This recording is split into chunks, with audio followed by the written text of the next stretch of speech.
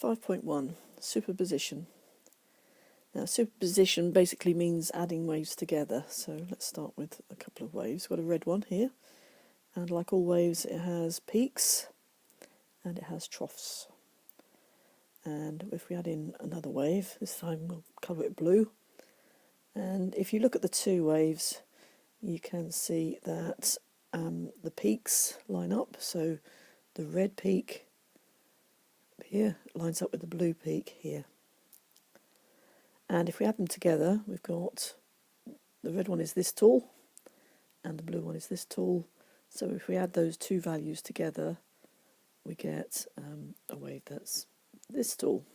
We mark that point.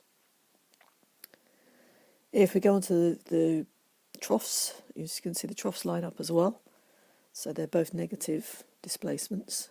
So if we add this displacement with this displacement, we get one down here. Mark that in as well. If we mark a few points further along just to help us work out where some useful positions are, we've now got some points here. So a maximum, a minimum, up here maximum again, minimum again, and back to a maximum.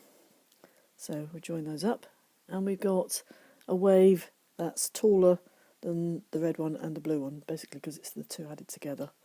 So that one plus that one makes that one. Okay, let's have another go.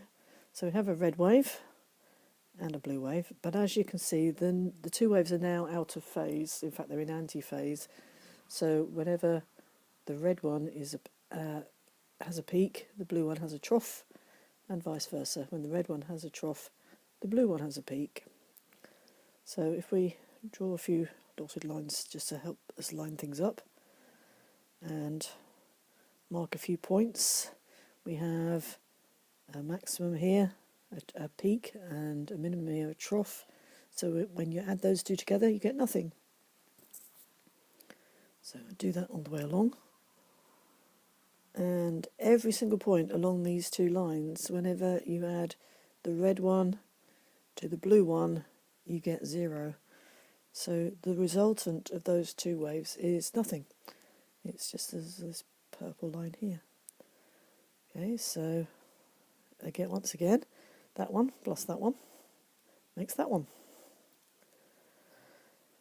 Now, in order to make sense of what are called interference patterns, you have to know about what are coherent sources.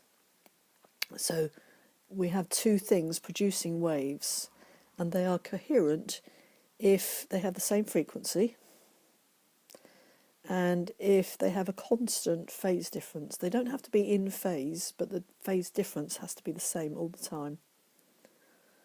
So, a little picture just to remind you about that. This is a really important thing and something you're often asked about as one of the conditions for interference.